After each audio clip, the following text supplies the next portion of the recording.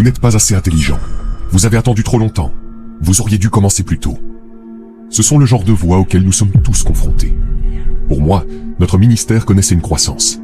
Nous habitions dans une belle maison, la plus belle que nous ayons jamais eue. Nous conduisions une belle voiture, nous vivions d'un salaire à l'autre. Nous nous en sortions. Chaque soir, je me couche et j'entends ces voix. Ce sont elles qui vous empêchent de croire en votre propre vie, de profiter des bons moments et de penser qu'ils vont durer. L'anxiété, la pression et l'effort qu'il a fallu pour passer de l'endroit où vous étiez à l'endroit où vous êtes ne disparaissent pas, de sorte que vous ne croyez pas vraiment que c'est votre vie. Vous la vivez, mais vous n'y croyez pas vraiment. C'est éphémère, et vous avez peur de vous détendre et de vraiment vous reposer dans ce que c'est ou qui que ce soit. L'ennemi a toujours un genre d'outil, de souvenir ou de situation qu'il utilise pour vous terrifier. Même si les bons moments sont là, que le rêve est là, que la bénédiction est là et que la bonté est là. Mais il y a toujours ce défi obsédant et lancinant. Cette voix qui dit « Ne te détends pas, tu n'en vaux pas la peine, tu ne le mérites pas et cela ne durera pas ». Il est souvent plus difficile de se reposer sur ce que Dieu a fait que de recevoir ce qu'il a fait. Se reposer en cela, croire que cela va durer, croire que vous allez durer, que l'amour ou la vie vont durer et que les bons moments vont arriver, que les choses vont s'améliorer, c'est difficile à cause de ces voix. Vous êtes ce que vous consommez, et les voix sont la nourriture qui alimente votre foi ou votre peur. Vous voyez, ces voix qui disent ce que vous ne pouvez pas faire, ce que vous ne pouvez pas avoir, ce que vous ne pouvez pas être, ce qui ne va pas durer, ce qui ne va pas marcher.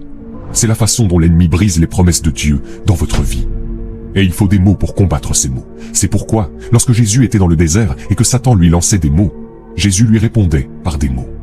Ce que nous devons faire, c'est opposer des mots aux mots. Je suis béni. Je suis béni en ville, je suis béni dans les champs, je suis béni lorsque je me lève, je suis béni lorsque je me couche. Je serai béni dans ma vieillesse, je serai béni quand je serai un vieil homme. Mes petits-enfants seront bénis, mon corps est béni, mon esprit est béni, ma tête est bénie. J'ai ce qu'il faut, je peux le gérer, je peux le faire. Allez-y. En se répétant ce genre de discours, on repousse les autres voix négatives qui se glissent derrière nous et nous disent que nous ne sommes pas capables, que nous ne sommes pas compétents, que nous ne sommes pas assez doués, que nous ne sommes pas assez bons, ou que nous avons attendu trop longtemps et que Dieu nous punit. Ne vous conformez pas au modèle de ce monde, mais laissez Dieu vous transformer en une personne nouvelle en changeant votre façon de penser. Vous savez, Dieu est bien plus intéressé à changer notre esprit qu'à changer nos circonstances. Nous voulons toujours que Dieu change nos circonstances, mais Dieu veut changer notre esprit. Pourquoi ? Il est tellement important que je gère mon esprit. Je dois apprendre à gérer mon esprit, parce que, premièrement, mes pensées contrôlent ma vie. De bonnes pensées peuvent mener à une bonne vie. Si vous avez de mauvaises pensées, vous aurez une mauvaise vie. Si vous avez des pensées malades, vous aurez une vie malade. Si vous avez des pensées pécheresses, vous aurez une vie pécheresse. Faites attention à vos pensées. Votre vie est façonnée par vos pensées. Nous contrôlons ce que nous mangeons, nous contrôlons ce que nous croyons, nous contrôlons ce que nous buvons, mais nous ne contrôlons pas toujours ce que nous laissons entrer dans notre esprit. La Bible nous dit que chaque action dans notre vie commence par une pensée. Si vous n'y pensez pas, cela n'arrive pas. Si vous pensez à de bonnes choses, alors de bonnes choses vont se produire. Si vous avez de mauvaises pensées, alors vous aurez tendance à agir de façon mauvaise. C'est donc votre esprit qui contrôle et façonne votre vie. Mais il y a une deuxième raison pour laquelle vous devez apprendre à gérer votre esprit. C'est parce que notre esprit est le champ de bataille du péché. C'est là que chaque tentation se produit. C'est là que commence chaque péché. Le péché d'orgueil commence dans l'esprit. Le péché de luxure commence dans l'esprit. Le péché de haine commence dans l'esprit. La peur commence dans l'esprit. Le ressentiment, la jalousie, l'envie, tout cela commence dans l'esprit. L'inquiétude, le stress, tout cela vient de l'esprit. Ce champ de bataille pour le péché ne se déroule pas autour de vous, mais dans votre esprit. Dans le chapitre 7 des Romains, au versets 22 et 23, Paul parle de cette bataille qui se déroule constamment dans notre esprit. Il dit ceci: « J'aime faire la volonté de Dieu en ce qui concerne ma nouvelle nature. Mais il y a quelque chose d'autre au fond de moi qui est en guerre avec mon esprit et qui gagne le combat et me rend esclave du péché qui est en moi. » Paul dit: « Dans mon esprit, je veux être le serviteur de Dieu. Mais au lieu de cela, je me trouve toujours esclave du péché. » Vous savez, les habitudes, les blessures et les blocages qui gâchent notre vie? Remarquez maintenant les mots dans ce passage. Je veux que vous entouriez le mot guerre, le mot combat, le mot asservi, et que vous entouriez le mot esprit. Il s'agit de batailles qui se déroulent dans notre cerveau. Parfois, nous sommes conscients de cette bataille mentale, parfois nous ne le sommes pas. Mais c'est l'une des causes de la fatigue mentale. Nous nous battons constamment pour notre esprit, et notre esprit se fatigue à cause de la bataille entre les choses auxquelles nous voulons penser et celles auxquelles nous ne voulons pas penser. La raison pour laquelle cette bataille est si intense est que notre esprit est notre plus grand atout. Et Satan sait que tout ce qui attire notre attention nous attire. Il commence donc par l'esprit, pas par notre comportement, ni même par nos émotions, mais par nos pensées. Un esprit bien géré est la clé de la paix, la clé du bonheur, la clé de la vie. Un esprit non géré conduit à la tension, un esprit géré conduit à la tranquillité. Un esprit non géré conduit à la pression, mais un esprit géré conduit à la force. Un esprit non géré conduit au stress. Si je veux apprendre à gérer mon esprit, je dois le nourrir de vérité. Notre esprit est la tour de contrôle de notre vie. Tout ce qui se passe dans notre vie commence ici. Toutes nos décisions sont là, et la vérité est que ce que nous sommes aujourd'hui est le résultat de ce à quoi nous avons pensé pendant toutes ces années. La Bible dit, tel qu'un homme pense dans son cœur, tel il est. Alors, si vous n'aimez pas ce qui se passe autour de vous, peut-être devriez-vous vous poser la question, à quoi est-ce que je pense? Qu'est-ce que je pense de moi-même? Qu'est-ce que je pense des autres? Car ce à quoi nous pensons est vraiment ce qui nous contrôle.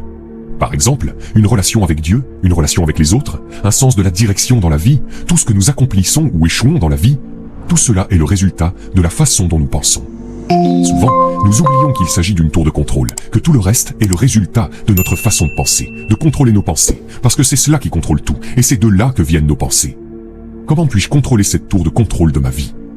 L'une des façons de surmonter le péché, quel qu'il soit, dans votre vie, ou ce qui se passe, l'une des façons de surmonter cette pensée, c'est de vous poser des questions très importantes. Pas seulement des questions, mais des questions qui feront une différence dans votre vie. Je vous encourage à les écrire. Posez-vous ces questions à propos de ce que vous pensez, et la première question que vous vous posez est la suivante. Où ces pensées me mèneront-elles?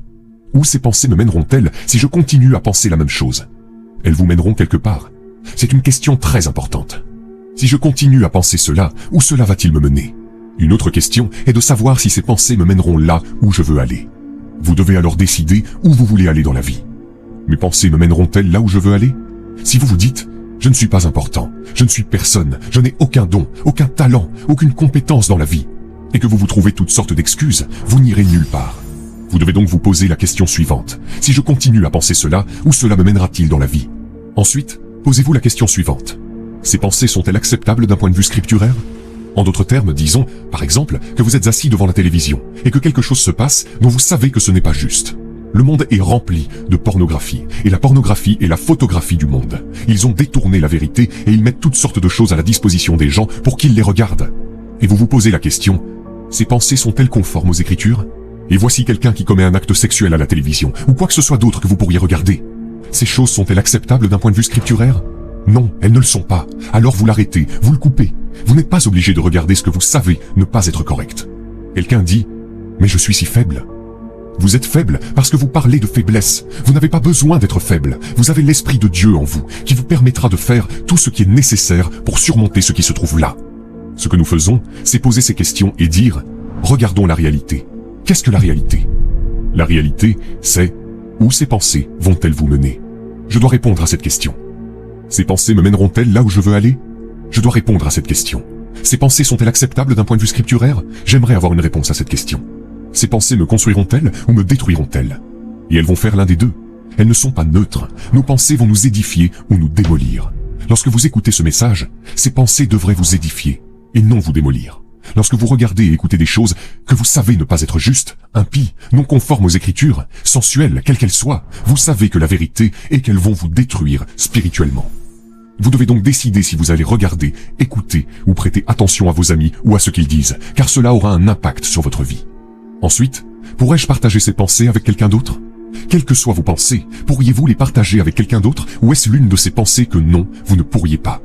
Et d'où viennent ces pensées? Parfois elles ne proviennent pas de la parole de Dieu, elles n'ont pas leur origine au ciel, elles n'ont pas leur origine dans une vie pieuse, elles n'ont pas leur origine dans quoi que ce soit de saint, et elles n'ont pas leur origine dans quoi que ce soit de bon pour vous. Alors, quand vous analysez les pensées, d'où viennent-elles? Pourquoi est-ce que je pense cela? Quelle en est la source? Qu'est-ce que cela va faire dans ma vie? Regardez bien, toutes ces questions, vous avez le droit et le pouvoir d'y répondre pour votre vie. Personne d'autre ne peut y répondre pour votre vie. Vous avez le pouvoir d'y répondre pour votre vie. Et nous ne parlons que de la façon dont vous pensez à vous-même et du pouvoir de vos pensées. Pensez simplement à ces questions. Ensuite, la question est de savoir si je me sens coupable d'avoir ces pensées. Eh bien, vous connaissez la réponse à ces questions. Vous savez par exemple, si vous pensiez à prendre quelque chose qui ne vous appartient pas, qu'en penseriez-vous? Vous devriez vous sentir coupable. Si vous ne vous sentez pas coupable, c'est que vous avez un problème majeur. Vous devez alors réfléchir un peu plus profondément. Si j'ai déjà été sauvé, ou que se passe-t-il dans ma vie? Nous l'avons dit, la pensée de votre vie est dans votre esprit. c'est la tour de contrôle de votre vie. Et parce que c'est le cas, nous prenons les décisions et nous en subissons les conséquences ou nous glanons la bénédiction de prendre les bonnes décisions dans la vie, qu'il s'agisse d'argent, de mariage, de sexe, d'amitié, de relations. C'est ici que tout commence, et c'est ce qui va contrôler votre vie. Et la vérité, c'est que chacun d'entre nous, jusqu'à ce point de notre vie, où nous sommes, est le résultat de la façon dont nous avons pensé pendant toutes ces années. Cette estime de soi, cette confiance en soi, toutes ces choses ont malheureusement été surestimées dans le monde. Pourquoi avons-nous besoin d'estime? Pourquoi avons-nous besoin de rechercher l'estime? Voulons-nous vivre constamment à l'ombre de quelqu'un d'autre? Malheureusement, nos systèmes éducatifs ont été conçus de cette manière depuis la maternelle. Qui est le premier? Qui est le deuxième? Qui est le troisième? Vous voulez être le premier, donc vous n'êtes heureux que lorsque les autres sont moins bien lotis que vous. Quelle vie est cela? Pourquoi structurons-nous nos vies de cette manière, en pensant que si tout le monde va mal, je me sentirai bien? Je pense que c'est une maladie. Est-ce de la joie ou de la maladie, selon vous? Si vous vous sentez bien parce que tout le monde va mal et que vous êtes le premier, cela n'est pas sain. Dès le plus jeune âge, on inculque à l'esprit d'un enfant l'idée qu'il doit être au-dessus de tous les autres. Imaginez si cela arrivait à d'autres créatures. Supposons que les plantes, les arbres et les animaux se comportent ainsi. Si une fourmi voulait devenir comme un éléphant, ce serait un mélange terrible, n'est-ce pas? Imaginons qu'un manguier veuille devenir un cocotier. Ce serait un manguier affreux, car avec une seule branche comme celle-ci, aucune mangue n'en sortirait. Un manguier est comme ceci, un cocotier est comme cela. C'est ainsi que cela devrait être. Tout cela est arrivé parce que les gens vous ont inculqué de nombreuses idées. Qu'est-ce qui est bon? Qu'est-ce qui est mauvais? Qu'est-ce qui est haut? Qu'est-ce qui est bas? Qu'est-ce qui est en haut? Qu'est-ce qui est en bas? Soudain, j'ai vu le lien entre l'esprit, le corps et l'âme. Mais j'ai également été intrigué par le fait que deux patients atteints de la même maladie, ayant consulté le même médecin, ayant reçu le même traitement, pouvaient avoir des résultats totalement différents. L'un pouvait survivre, l'autre pouvait mourir. Et entre les deux, il y avait un large éventail de résultats. Cela m'a permis de comprendre que notre expérience quotidienne normale de ce que nous appelons la réalité est l'hypnose du conditionnement social. En fait, la réalité change au fur et à mesure que votre conscience change. Comme nous le savons, une corrélation n'est pas une causalité. Si le coq chante le matin et que le soleil se lève en même temps, nous ne supposons pas que le coq a provoqué le lever du soleil, d'accord? Mais il y a une corrélation entre les deux.